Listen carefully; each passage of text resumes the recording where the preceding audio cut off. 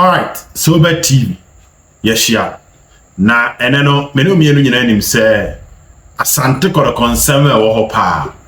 A friendly game Kumasi Asante Kotoko boy against Golden Warriors. Ya kan nsem e de kire wa no pay. Say friendly game no e beba so pajo. Medi kan kra teten ho e wo mrante a e betumi asi akan ne bi. Edema.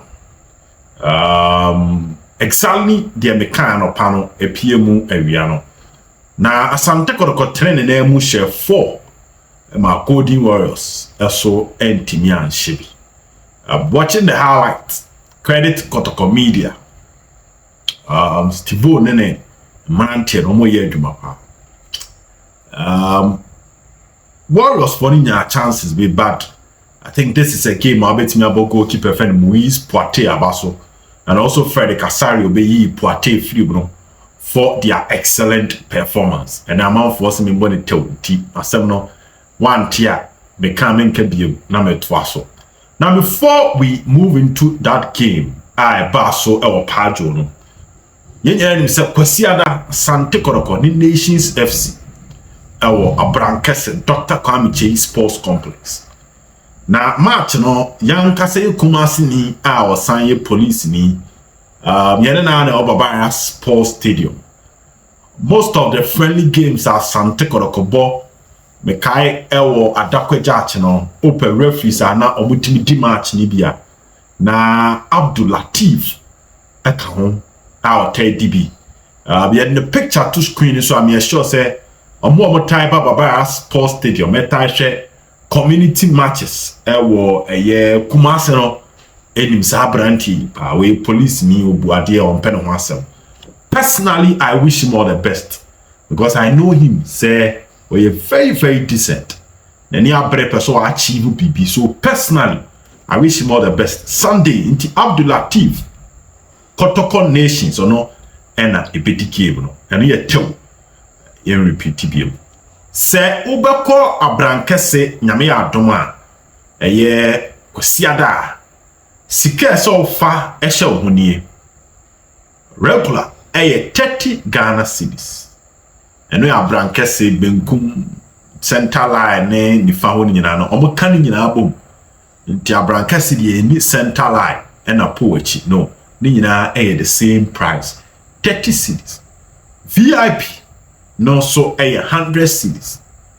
Abrankese VIP no eno na ewo bebia teams ni pie free no dressing room no was no eno 100 Ghana cedis eno ye de all ha me de ma en ka surprises neso because Abrankese matches akese e be ko ho na ewe Kotoko game no ene Hearts game no 100 oba 50 on good to kwa we are no akutua 100 enti esra mo am be kono 30 100 I'll be there. Abrankese they are away, I'll be there to watch Kotoko play against Nations FC. But let's move on to the match of the day. And a Asante Kotoko team no ye training ewo joso. Mrantie na omobo Kwasiada game no, Efiana game no rather. Training whilst omo recover from injury. And omo anya active ewo game a Kotoko boy against Adriana no omo ball ewia against Golden Warriors. Inti da lada or that 90 minutes am Bobby. Augustine Japan one Bobby. Nana Benyini ball 69 minutes against Adriana and inti Nana Benyini am Bobby. Henry Ansu Yusuf Nuruddin among Golden Warriors ball no among Bobby. Na infinfi na Sharif Mohammed and Andrew Sintimenu and Richmond Lamte together with George Infegi na wenya brantie friend Peter Aqua and Kalu Watara. Sam brantie we nyina enya de omo ben match Kotoko boy against Golden Warriors because mono match fitness no coach ni believe say e so omo musi akan ni Moise Poitier goalkeeper Fuseni Isa Akwenra na make na asema kire say wa recover no oye trade no and a ball right back. Left back was Nicholas Osei Bonsu. Also the ball less than 40 minutes against Tima your friend Adriana into a starting and later don't teleku ebe yi ni free chiri ho na ubenya Dauni Yahaya from Susubiribi na wenya Sheriff Mohammed defender say on Dauni and a boy Rocky Jamra boy Emma Justice Nkunku Blade ebe yi ni free but Rocky Jamra starting together with Michael Chi eye Jamra onusu ebobi ti Jamra double pivot the Jamra double pivot ewe chiri ho ewo mfimfin ho Enoch Morrison about 45 minutes against team 1 your friend Adriana into coach ni ma na operate ewo game no bi ma Bernard Somwa eso esiakan na enya seketwa na abrante friend Steve Mukwala papa shasha enti benya Nicholas was able to so free bench ababeyi Bernard Somwa na wanya Julius Ofori Ziggy says Ziggy so ba ababeyi Steve Mukwala ede na free ball no na along the line Zeze so ebemu ebeye changes na Asare so ebeyi abrante a your friend Muiz Poate make a friend Kasare yedi kan post video ne dada mesa the video no asa wo mama wa won hweye no betimi ahwe but mama first stories ni nyina mbra na mfa video ni twato nti tie stories ni wie na yo okay na wo video na eno de meni wo how meni wo ni asemia ade a ebesi anumre eyese Asante Kotoko friendly match no boy no maka kire se Kotoko 2 video analyst no omo record game nti anumre there will be a meeting between the technical team and the video analyst na imrantie no so no ye be from maako eno ye after time coach Ogun eni abrea oye enya seketwa nti eno be baso ama imrantie no wo enya abotere a kire mbebe omu sinto epiem ewo ball no na say ya analyze game na Baba Yahaya scored a brilliant goal and assisted a year Abrantia. Your friend Julius Ofori goal no intelligent assist and Baba Yahaya watching Baba Yahaya and report by an say fitness level no hopa no waton a chilidin.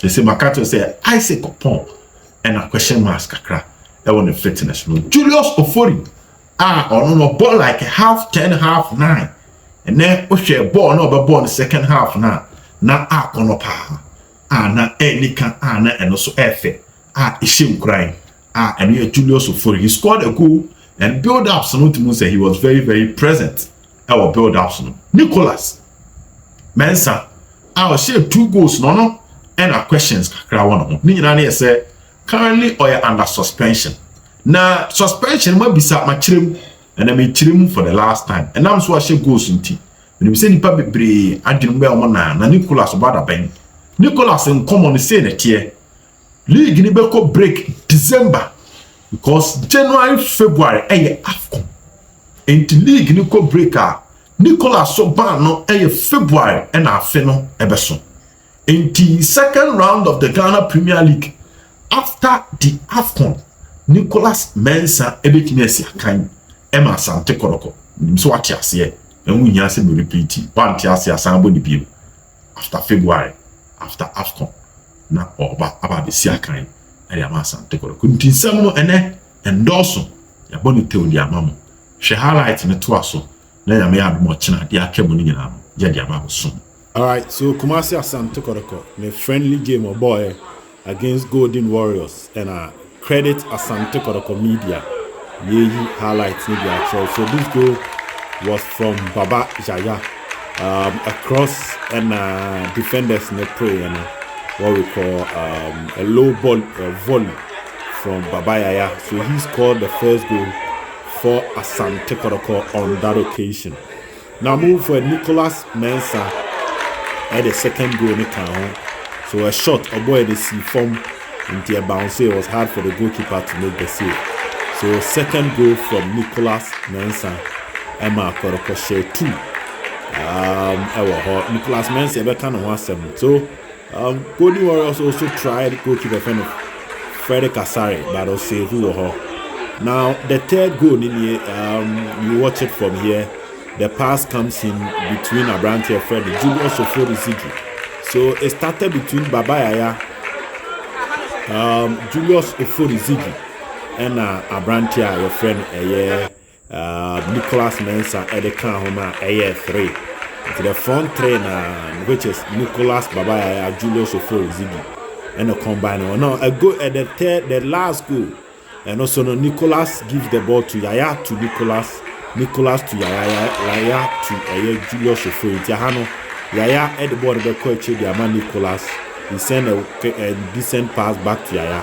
Now Yahaya Pia the man, Julius Ofori, and a bottle at him about Asante Kotoko, a share by 4-0 against Golden Warriors. Credit Asante Kotoko Media. Amo and a video we buy a ye trebi a day actually.